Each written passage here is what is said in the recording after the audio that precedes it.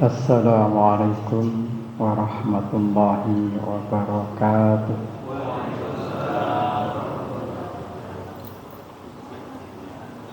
Bismillah, walhamdulillah, wala hawla wala quwwata illa billah. Asyhadu an la ilaha illallah wahdahu la syarika lah, wa asyhadu anna Muhammadan abduhu wa rasuluhu la nabiyya ba'dah.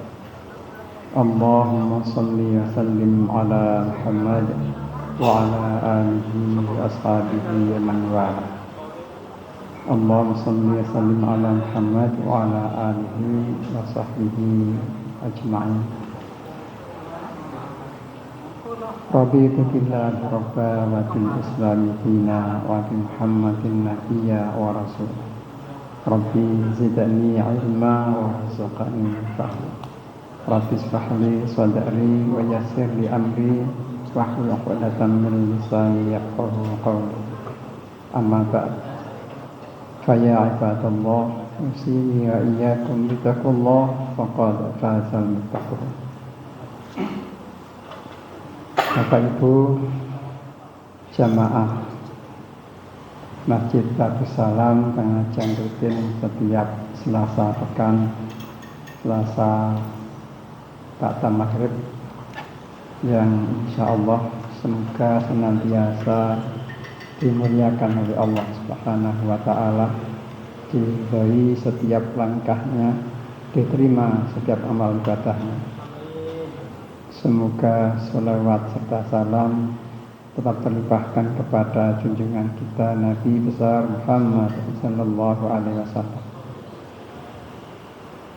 Qala Allah Ta'ala fi kitabil karim, a'udzu billahi minasyaitonir rajim. Inna a'tainakal kautsar fasholli li rabbika wanhar inna syani'aka wal abtar. Bapak Ibu, ayat atau surat yang paling pendek di dalam Al-Quran ini insyaallah akan menggaung, mengiringi ibadah kurban yang insyaallah sebentar lagi kita akan melaksanakan ibadah tahunan yang namanya adalah ibadah kurban. Kalau merujuk kepada surat tersebut, asbabun nuzulnya, ayat tersebut atau surat tersebut adalah surat yang sifatnya menghibur kepada Nabi, di mana Nabi setelah pasca kematian putranya itu beliau dihina, diejek oleh masyarakat kafir yang ada di Arab waktu itu, karena memang kalau kita melihat jarak hampir semua yuganya Kanjeng Nabi, putranya Nabi itu semuanya meninggal dunia. Yang tertinggal sebelum beliau sebelum beliau wafat, yang masih tertinggal hanya satu, yaitu Fatimah. Beliau dikaruniai 7 putra, di putra putri jumlahnya 7, tinggal satu yang masih hidup ketika beliau sebelum wafat itu, yaitu Fatimah istri Ali. Yang lain semuanya meninggal dunia, sehingga beliau dapat ejekan Muhammad terputus keturunannya, terputus silsilahnya. Maka surat tersebut Allah menghibur kepada Nabi untuk menjawab orang-orang yang menghina, mengejek beliau. Tetapi diingatkan dulu oleh Allah tentang betapa Allah telah memberikan nikmat yang banyak. Inna, sesungguhnya kami telah memberi kepadamu Muhammad Al-Kautsar. Al-Kautsar ini memang para ulama ada 2 pendapat. Ada yang mengatakan Al-Kautsar yang dimaksud adalah Al-Haud atau telaga yang nanti ada di surga. Dan memang itu Nabi diberi oleh Allah ya, satu-satunya nabi yaitu Nabi Muhammad diberikan al-haud atau telaga yang namanya Al-Kautsar, di mana umatnya nanti akan digiring untuk bisa minum telaga Al-Kautsar. Sekali minum selamanya tidak akan haus, beritanya seperti itu. Telaga Al-Kautsar milik Nabi Muhammad. Pengertian yang kedua, Al-Kautsar yang dimaksud adalah nikmat yang banyak. Jadi dua pengertian ini ya, tidak perlu dipertentangkan, tetapi kita ambil hikmahnya, bisa dikatakan benar dua-duanya. Artinya yang akan datang dan yang sekarang, atau yang ada di dunia dan nanti akan di akhirat. Kalau Al-Kautsar itu diartikan telaga, berarti nanti di akhirat. Sedangkan Al-Kautsar bermakna nikmat yang banyak atau di dunia ini. Kalau lihat ayat selanjutnya, ini lebih mengarah kepada nikmat yang ada di dunia. Buktinya apa? Fasolli, maka sholatlah lirabbika untuk Tuhanmu, wanhar, dan berkorbanlah. Jadi perintah sholat dan perintah korban di dalam ayat tersebut adalah sebagai wujud rasa syukur kepada Allah atas nikmat yang banyak. Asalnya ini hanya ditujukan kepada Nabi Muhammad karena bentuknya mufrad, bukan kum. Tapi ya, kemudian ini juga tidak hanya untuk Nabi Muhammad saja, tetapi juga umatnya. Kemudian disyaratkan adanya ibadah korban setiap tahun. Dan terbukti sholat kan, pernah sholat kan tidak hanya Muhammad saja, ya, tapi juga untuk kita semua juga bisa sholat. Korban juga sama. Berarti walaupun bentuknya mufrad, ya, asalnya untuk Nabi Muhammad, ya, tapi juga kepada umat beliau itu kita semua.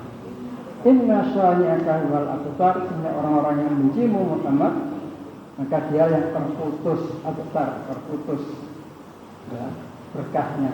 Artinya orang-orang yang membenci Nabi Muhammad adalah mereka terputus nikmatnya, terputus berkahnya, terputus rahmatnya, terputus kebaikannya. Artinya mereka hanya bisa bersenang-senang terbatas di dunia saja. Nanti di akhir mereka akan termasuk orang-orang yang rugi. Kalau mereka itu adalah membenci Nabi Muhammad. Kita tahu bahwa Nabi Muhammad itu adalah Rasulullah, utusan Allah. Membenci Nabi Muhammad berarti membenci utusan Allah. Sedangkan Rasulullah diutus untuk membimbing manusia, memberikan contoh bagaimana ibadah kepada Allah. Kalau kita membenci Rasulullah, berarti kita membenci bagaimana ibadah kepada Allah. Berarti kita membenci ibadah kepada Allah. Orang-orang seperti itu dikatakan Allah, inna syari'aka wal abtar, kita akan rugi, terputus nikmatnya, terputus kebaikannya di akhirat. Kita tidak mendapatkan apa. Terkait dengan perintah sholat dan korban, ini kita akan tambahkan yang korban dulu. Kalau sholat sudah kita laksanakan, dan korban ini insya Allah setiap tahun kita akan. Dan perintah Allah tersebut menjadi termasuk atas nikmat yang banyak yang Allah berikan kepada kita.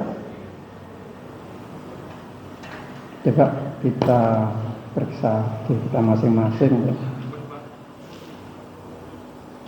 Berapa banyak nikmat yang telah Allah berikan kepada kita. Dengan nikmat yang telah Allah berikan kepada kita itu, apa kita kira-kira mampu atau tidak berkorban, apalagi itu ibadah tahunan ya. Sebenarnya kalau manusia dengan pekerjaan yang ada, kecuali yang tidak mampu ya, karena yang tidak mampu itu tidak ada masalah ya. Bahkan Nabi hanya mengancam yang mampu saja, sebagaimana hadisnya itu, man wajada sa'atan bi an yudhi falam yudhi fala yahdur musallana. Hadis yang lain, fala yaqurbanna musallana.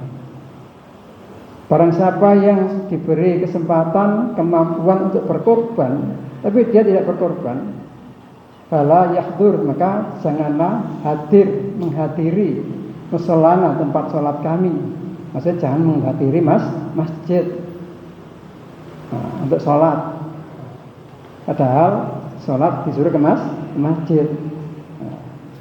Tetapi dicela oleh Allah orang yang punya kemampuan untuk ibadah berkorban, tapi dia tidak melaksanakannya, dicela oleh Allah. Ya, dikatakan kalau ya kurban musholana, janganlah mendekati sholat kami, tempat sholat kami.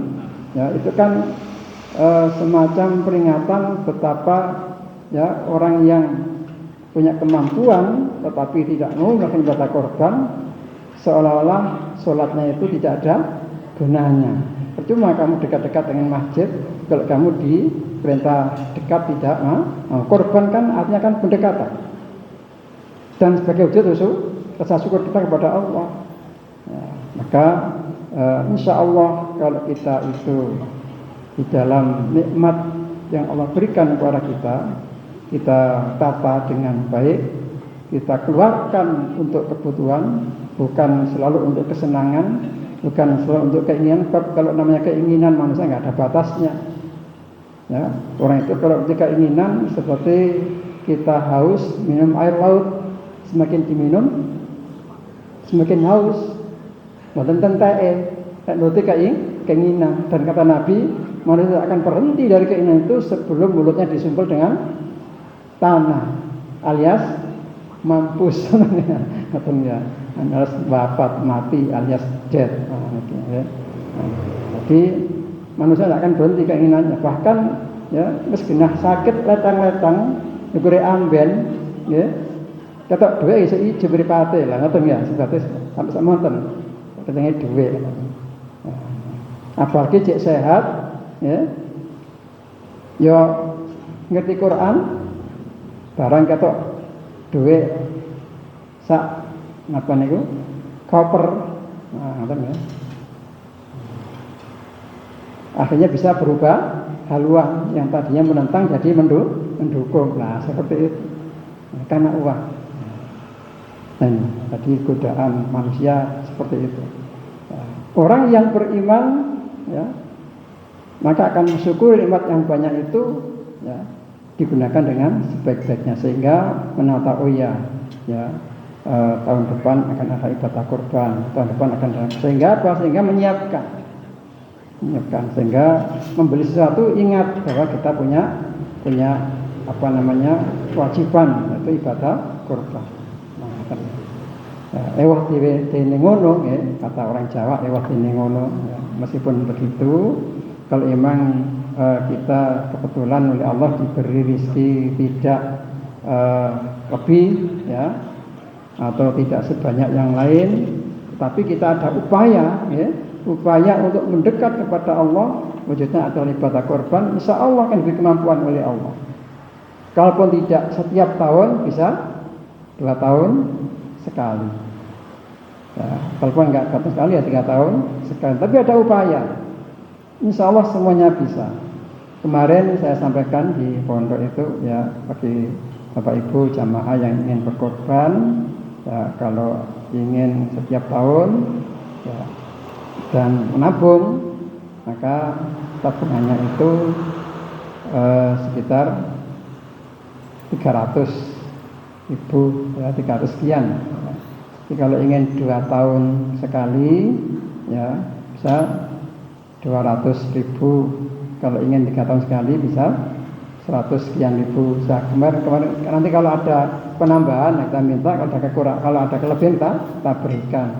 Nah, kemarin dan insya Allah kami sudah bikin panitia di sana, dan panitia ini akan keliling untuk menawari korban dan menagih orang yang sanggup korban. Nah, jadi ini dalam rangka ya, untuk membantu mereka supaya dekat dengan Allah. Korban kan pendekatan artinya, ya. Jadi membantu mereka supaya dekat dengan Allah, wujudnya adalah ibadah korban. Dibimbing, ditagih. Nah, jadi menagih itu sebabnya adalah membimbing, mengingatkan kepada mereka.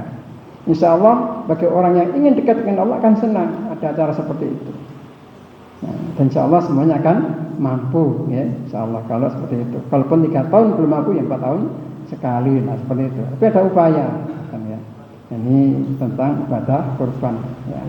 Jangan sampai kita terkena hadis Nabi tersebut, ya, di mana Nabi menyampaikan, man wajada sa'atan li an yudhi falam yudhi fala yakrubanna misallah. Di orang yang diberi kemampuan oleh Allah, ya, kan Allah yang tahu kita mampu atau tidak, itu Allah yang tahu, bukan orang lain, ya. Betul, ya. Ya, mampu tapi tidak melaksanakan, tidak memanfaatkan kesempatan yang ada, ya, maka dia berarti menyia-nyiakan kesempatan itu. Berarti dia meremehkan upaya pendekat. Bahkan dikatakan di situ termasuk orang yang diragukan kedekatannya pada Allah. Karena apa?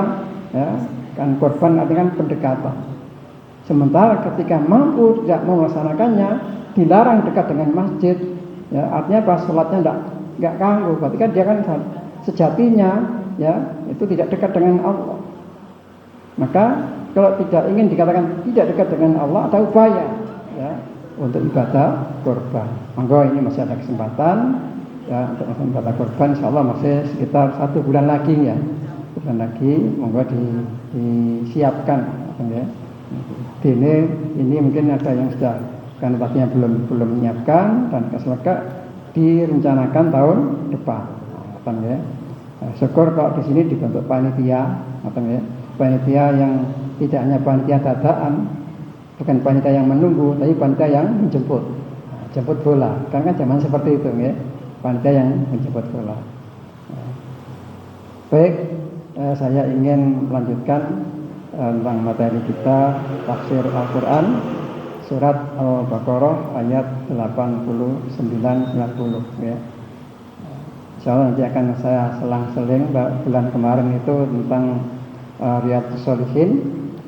Untuk ini karena tadi saya tiba-tiba membaca pas membaca di grup kok ada gambar saya lihat tafsir Al-Quran, waduh. Tapi ya tadinya saya ingin membawa Riyadhus Shalihin, sudah tak baca ini. Ya. A'udzu billahi minasy syaithanir rajim. Walamma ja'ahum kitabun min 'indillahi musaddiqun lima ma'ahum wa kanu min qablu yastafihuna 'ala alladhina kafaru. Walamma ja'ahum ma 'arafu kafaru bihi fala'natullahi 'alal kafirin.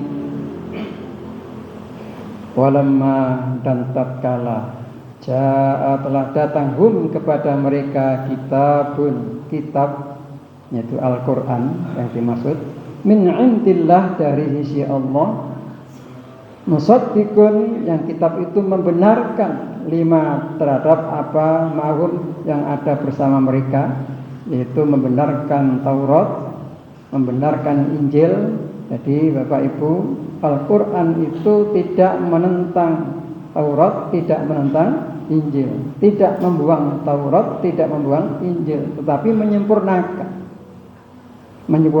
Taurat dan menyempurnakan Injil. Wa kanu, dan mereka adalah min qablu, ya, sebelumnya, yastaftihuna, mereka memohon kemenangan, yastaftihuna, mereka mohon kemenangan, alladzina kafaru, atas orang-orang kafir. Bapak Ibu, ayat ini masih membicarakan tentang orang-orang Yahudi, ya. Jadi kita tahu sejarah orang-orang Yahudi yang ada di Madinah, ya, itu adalah orang imigrasi, ya, orang-orang yang pindah, yang awalnya dari Syam itu Palestina, Lebanon, Syria, Yordania, ya, dulu namanya Syam. Ya, kenapa mereka pindah dari Syam ke Madinah? Yang pertama, mereka merasa tertindas oleh Romawi, ya. Kapan pindahnya? Sekitar abad 1 Masehi. Ya. Tadi tahun berapa itu ya? Sekitar abad 1 Masehi, berarti sekitar 5 abad atau 500 tahun sebelum adanya Nabi Muhammad. Mereka sudah pindah ke Madinah. Ya, mereka yang pindah itu ya, yang utama adalah dari 3 Bani Quraidah, Bani Qainuqa, Bani Nadir, ya, dari rumpun Yahudi. Ya. Di Yahudi awalnya kan 1, ya, Bani Israil, kemudian anak turun-turunnya kan banyak. Sehingga cabang-cabangnya ini ada yang namanya Bani Nadir, Bani Quraidah, Bani Qainuqa, dan lain-lain, bani-bani yang lain. Ya, seperti panjenengan, ya, kalau punya kumpulan keluarga tiap tahun, biasanya kan ada ya, keluarga besar tahun ini dari Bani siapa, kan, nah, dari cabang-cabangnya, sama seperti itu. Jadi orang Yahudi yang asal dari Syam, mereka pindah ke Palestina awalnya karena mereka merasa tertindas di Syam oleh bangsa Romawi. Ya. Jadi kita tahu bahwa zaman dahulu ada negara adidaya itu ada 2. Ya. Di wilayah barat ada Romawi, di wilayah timur ada apa? Persia. Nah, Persia sekarang sedang perang ini, ya, melawan barat juga. Ya, Persia. Jadi dulu ada Persia, wilayah timur, barat ada Romawi. Yang pertama itu. Yang kedua motivasinya karena mereka di dalam kitab yang mereka baca, yaitu kitab Taurat, kitab Injil, ya, sama isinya menerangkan tentang ya akan adanya nabi terakhir, yaitu Nabi Muhammad, ya, itu akan diturunkan, akan dilahirkan di negeri yang banyak pohon kurmanya dan di tanah yang berapi. Nah, berarti seperti itu, sehingga mereka akhirnya menuju ke Madinah. Nah, ternyata di Madinah, ya, mereka luar biasa, ya, bisa membangun ekonomi yang kuat, bahkan bisa membentuk benteng yang kuat. Ya. Hanya saja lama-kelamaan datang juga ya imigran dari Arab yang lain, dari Yaman, ya, dari selatan Yaman. Kalau mereka dari utara, Syam kan dari utara, ya. Dari selatan, dari Yaman datang juga ke Madinah. Mereka juga bentuk komunitas lagi yang kemudian dikenal dengan Aus dan Khazraj. Nah, kemudian mereka juga di situ mengembangkan bisnisnya. Lama-lama mereka juga menjadi kuat dan akhirnya bahkan mendominasi Madinah, ya, sehingga orang-orang Yahudi ini menjadi kalah kuat, intinya seperti itu, ya. Sehingga ya, banyak terjadi pertengkaran, ya. Yahudi pun akhirnya tertindas juga di Madinah oleh orang-orang Aus dan Khazraj, sehingga kemudian mereka meminta kepada Allah, yastaftihuna, nikah minta pertolongan kepada Allah untuk menang melawan orang-orang Aus dan Khazraj itu. Nah, intinya seperti itu. Ya. Jadi mereka yastaftihuna alladziina kafaru. Yang waktu itu, ya, baik Aus dan Khazraj juga masih kafir. Ya. Jadi mereka yang waktu itu tidak kafir karena masih beriman pada Taurat dan Injil. Ya. Maka mereka minta tolong kepada Allah agar yastaftihuna alladziina kafaru, minta tolong kepada Allah agar dimenangkan atas orang kafir dari Aus dan Khazraj tadi. Walamma ja'ahum, maka tatkala datang kepada mereka ma'arafu, ya, apa yang telah mereka kenal. Ini apa? Berarti yang dibawa Nabi, ya, bukan Nabi Muhammad, tapi apa yang dibawa Nabi yaitu Al-Quran. Nah, jadi Nabi datang ke Madinah kan, hijrah, kemudian di sana, ya, bertemu dengan orang-orang dari unsur Aus Khazraj yang sudah Muslim dan juga orang-orang Yahudi yang belum mau Muslim. Kemudian mereka dalam satu pertemuan membuat satu kesepakatan yang kemudian disebut dengan Piagam Madinah, ya, Piagam Madinah. Ya, yang intinya adalah kesepakatan damai saling menjaga keamanan bela negara. Kalau ada musuh datang dari luar, intinya seperti itu, sehingga negara bisa nyaman, damai, tentram. Cuma mereka, ya, orang Yahudi itu tidak mau untuk mengakui Nabi Muhammad sebagai Rasul. Itu masalahnya orang Yahudi itu yang di Madinah itu. Kenapa mereka tidak mau? Ya, karena mereka kecewa kepada Allah. Ya, mereka berharap pada yastaghfirun alladziina kafaru, mereka berharap pada Allah agar dia dimenangkan orang kafir. Harapan mereka adalah didatangkan nabi yang anggapan mereka seperti yang sebelum-sebelumnya. Ya, di mana ya mereka selalu dilingkupi oleh nabi.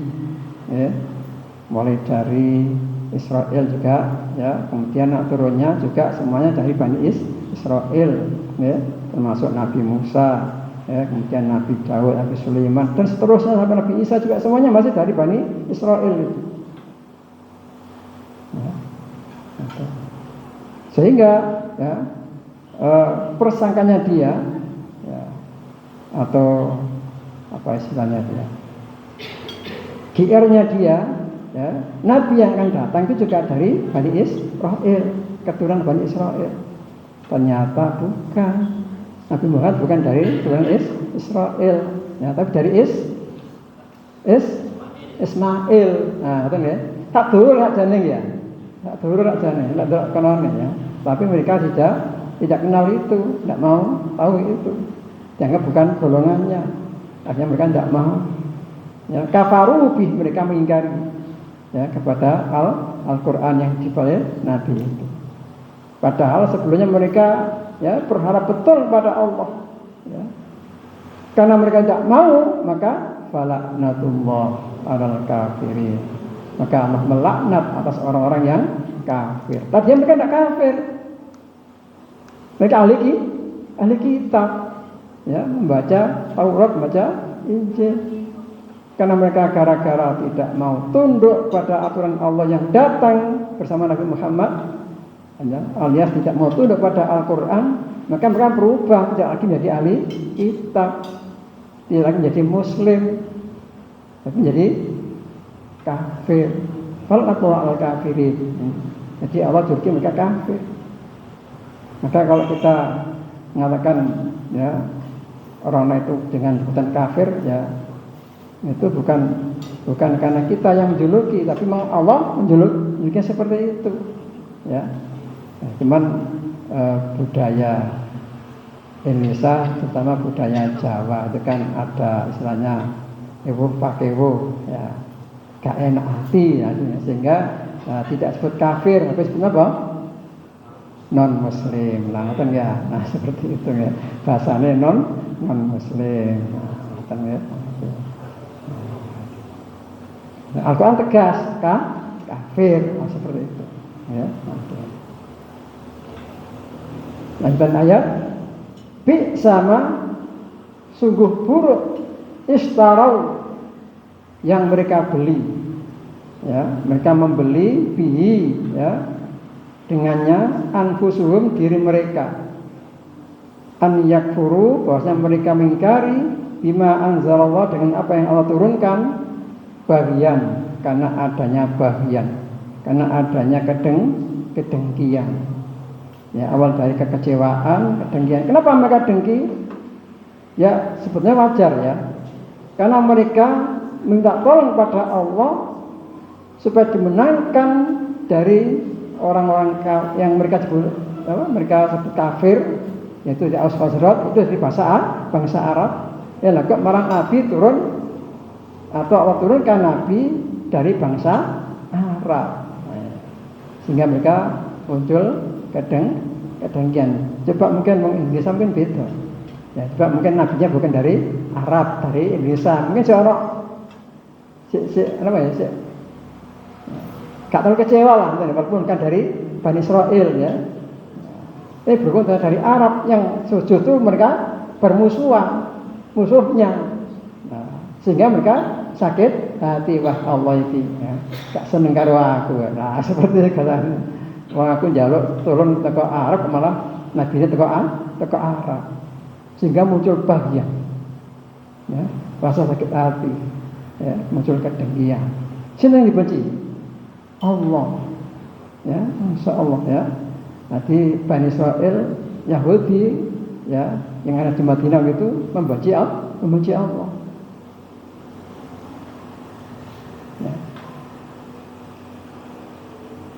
Gara-gara membenci Allah, sehingga mereka rela menjual agamanya, menjual keimanannya, menjual dirinya, membeli kekafiran. Istawabi anfusuhum an yakfuru bima anzalallah.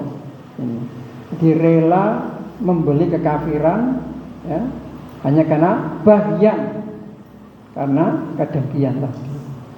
Nah ini habis sekalian yang dimuliakan oleh Allah, kita perlu berlatih, ya, lewat pengajian ini kita juga perlu melatih diri kita agar tidak ada penyakit di dalam dada kita. Ketika ada penyakit dalam dada kita itu, ya, bisa menghalangi kebaikan yang akan masuk dalam diri kita.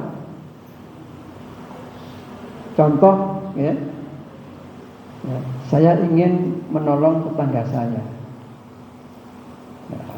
Dia butuh pertolongan dan saya senang menolong orang. Ya, mungkin wujudnya apakah nasi sepiring, ya, atau mungkin buah, atau mungkin berupa uang dan sebagainya. Awalnya seperti itu, tapi dia itu tak belum berkebun. Orang taruhan itu nggak pernah belum nyokok. Tak bisa pemelengok, ya, mau tak kafe, ya pada nyaut, sekedarnya, saya kalau tak nyaut, tak nyaut. Jadi di sopo itu gak enak non, kata sopo itu tonggok, di sopo gak enak jawaban. Muncul ketemu kayak kan kasih so. Kita tidak boleh seperti itu.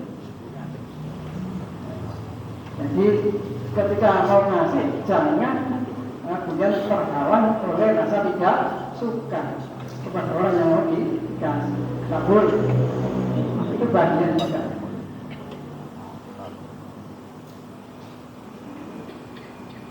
Jadi kami, ya. Jadi memang faktor hati, bagaimana kita membersihkan hati ini agar tidak terhalang, ya, untuk berbuat kebaikan. Kita bersihkan hati kita sehingga mudah menolong. Dan ketika menolong orang, jangan melihat mata belakang orang itu. Jangan begitu ini kebetulan tak usah kiai, tak boleh seperti itu. Bahkan Nabi memberikan perintah, ya, perintah. Waktu menselamakan, bukti menselamakan. Maka ada orang yang menzalimi kamu, ya, beri orang yang tidak mau memberi sama kamu. Bayangkan, ya. Orang menzalimi, kita dizalimi, ya, macam-macam menjadi zalim, ya, kita itu dizalimi. Nah, kita tidak boleh membuat kezaliman, tapi kita maafkan kezaliman. Itu berita lagi seperti itu berat. Apalagi, ya, tidak berusaha memaafkan, muncul bagian, muncul kedengkian, rasa tidak suka, rasa sakit hati. Ini sangat berat, tetapi itu tidak boleh ada pada diri kita kalau kita mengaku sebagai orang yang beriman. Kenapa demikian? Karena nanti, karena nanti ketika kita kembali kepada Allah yang menjadi syarat diterimanya, ya, kita kepada Allah adalah Zomala yang malu walakanun illa man atallah biqalbin hati yang bersih. Ya. Pada hari itu nanti tidak berguna harta anak, tidak berguna. Yang berguna adalah lihat hati yang bersih. Biqalbin, hati yang bersih. Ketika hati yang bersih, berarti dia diterima oleh Allah, siap untuk masuk surga. Maka hatinya kotor, kebaikan-kebaikan yang kita lakukan itu menjadi tidak berguna ketika kita masih membuat hati yang kotor. Ya, makanya bagian itu jangan ada dalam diri kita. Kita belajar untuk memerangi setiap penyakit yang ada dalam diri kita. Sebab penyakit-penyakit itu menghalangi itu berbuat kebaikan. Kita melihat orang itu seperti melihat musuh tadinya ketidaksukaan dengan orang itu ketika ada penyakit dalam diri kita. Tapi ketika ada orang membenci kita sekalipun, memusuhi kita sekalipun, tapi kita nggak punya penyakit hati tadi, ya. Walaupun berdirinya kalau mereka musuh kita kemarin kita sebagai musuh. Contoh Nabi, ya. Banyak orang membenci Nabi, ya. Bahkan sampai Allah menghiburnya sama yang banyak sekali, termasuk ayat tadi itu ya, atau tarik. Ya. Bahkan Nabi ketika ke Taif juga ya, Nabi bukan disambut dengan baik, malah disambut dengan lemparan batu, ya. Kemudian di saat yang lain Nabi sholat, kemudian lagi teladangi untuk kepalanya sampai tak kuat bangun. Berangkat dakwah, ada tetangganya yang sangat membencinya sehingga senantiasa menyediakan ember isinya banyu, korak-koran di kabel Nabi. Tapi semua itu tidak bikin Kanjeng Nabi sakit hati. Itu karena Nabi bersih. Kalau kita gimana kira-kira? Ya. Sedangkan di yang penyebab doa, sebuah gak enak air. Terus gak bisa rukun ya dalam bertetangga. Nah, ini kita harus belajar. Bagaimanapun juga Nabi itu sudah ditakdirkan oleh Allah sebagai uswatun hasanah, contoh yang baik. Contoh bagi siapa? Iman kana yang Allah wal yaumil akhir. Contoh yang baik bagi orang yang Allah berharap bertemu dengan Allah, yang rindu dengan Allah, balik masuk dan hari akhir. Maka Allah kafiran banyak menyebut Allah, ya. Banyak zikir kepada Allah, banyak ibadah kepada Allah. Nah, mereka seperti itu, ya, harus mencoba Nabi. Jadi mencoba Nabi tidak hanya sholatnya saja, walaupun ya, kalau kita bagaimana kita bertutur kata, bagaimana menyusun perasaan itu, bagaimana kita menyapa orang, jangan sampai kita dianggap sombong. Bagaimana ketika ada orang membenci kita, ya, jangan sampai kita membuat kebencian dengan kebencian. Itu semua ada dalam diri Nabi. Dan Nabi juga menyampaikan inti dari dakwah beliau apa? Inna Nabi itu utam 5 maka 5 akhlak. Intinya itu, ya, Nabi hanya untuk dandani akhlak. Sehebat apapun ibadah kita kepada Allah, apapun min Allah, ya, setiap hari bahkan sholat tahajudnya itu dari jam 12 sampai menjelang subuh setiap hari. Tidak cuma sedikit, ya, setiap hari hartanya dihabiskan untuk sedekah, ya, untuk masuk masjid dan sebagainya, tapi dia tidak bisa menjaga lidahnya, ya, tidak bisa menjaga hatinya. Ada unsur kesombongan, ada unsur kedengkian pada orang lain. Bukan kabeh, ya, ibadah sing nyolong ya. Ya, hewangi melek bengi, bukan kanjuk. Kenapa? Karena ibadah yang sebanyak itu tidak merubah akhlak. Jadi inti dari pengabdian kita kepada Allah akan tercermin dalam akhlak kita. Nah, ya, lihat yang bersih tentu akan menjadi akhlak yang baik. Benar. Perhatikan sedikit ayatnya. Ayat Allah min fadlihi ala man yasha, yang Allah turunkan, ya, karunia-Nya atas orang yang dikehendaki menyibati dari hambanya, yaitu Nabi Muhammad. Mereka rela, orang Yahudi itu rela, ya, jadi membeli kekafiran, ya, hanya karena bagian, hanya karena kebencian, ya. mereka ya, melupakan tentang nikmat Allah yang Allah berikan kepada Nabi Muhammad.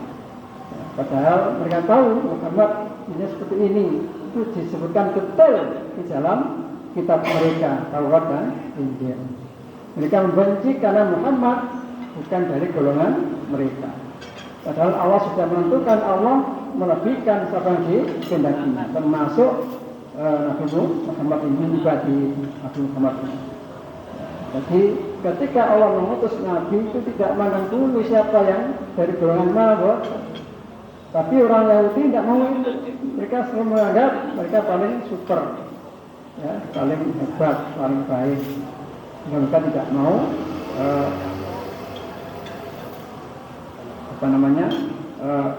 dikatakan sebagai orang yang sejajar ya dengan orang lain, apalagi saat itu ya, mereka sedang ditindas oleh orang Arab ya.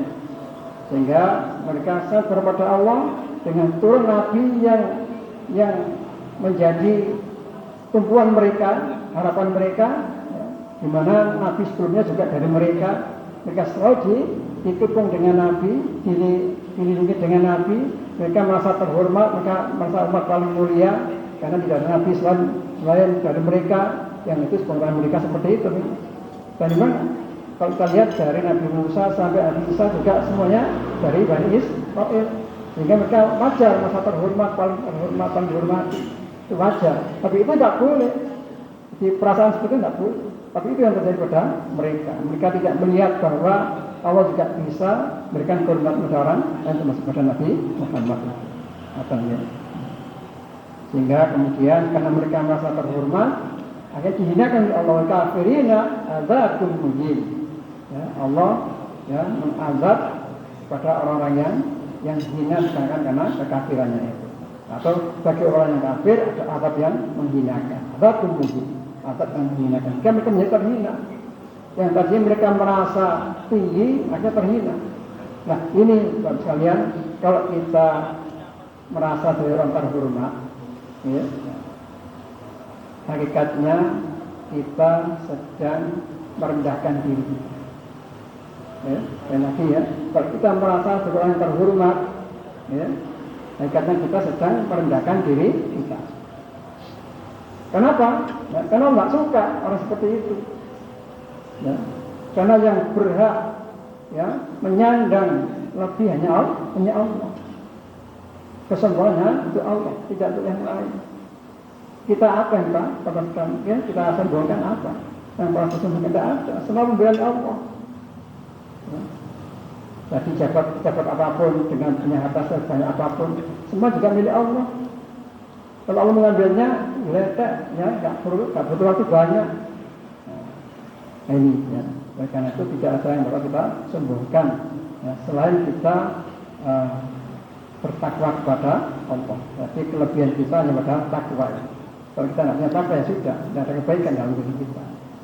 Ya, tidak ada yang pantas diperlihatkan. Sehingga hadirin sekalian, dari ayat ini yang patut diambil pelajaran pertama, ya, ketika ada petunjuk datang, jangan dilihat siapa yang mengabarkan. Ya, yang kedua, ya, jangan muncul adanya kedengkian, rasa tidak suka, dan jangan ada penolakan. Tiga hal ini bisa menjadikan kita pertama identitas kafir dan akan dihinakan oleh Allah. Apa ya? Saya kira itu yang saya sampaikan. Mohon maaf atas segala khilafan. Sekali lagi dari ayat ini dan ayat sebelumnya lagi, pertama kita bersyukur atas nikmat yang banyak, kemudian kita bersyukur diberi aku jangan sebagai muslim, dan kita berusaha untuk sekali lagi bagaimana kita menata hati ini. Kalaupun ada penyakit-penyakit yang masih ada, kita belajar untuk menghilangkannya. Ya, supaya apa? Supaya ibadah kita tidak sia-sia. Sebab ya, kalau ibadah kita sia-sia, berarti kan ada gunanya kita beribadah. Tentang apa? Tentang hati yang sedang sakit atau hati yang ada penyakit di dalamnya. Dan itu menjadi penghalang kita untuk masuk surga. Penghalang kita untuk diakui Allah sebagai hambanya. Qalbin salim. Apa ya? Ampunan kata, jika bermanfaat, maka yang maaf, Allah kecelakaan karim. Nuhun wal qalam mimma yasturun. Assalamualaikum warahmatullahi wabarakatuh.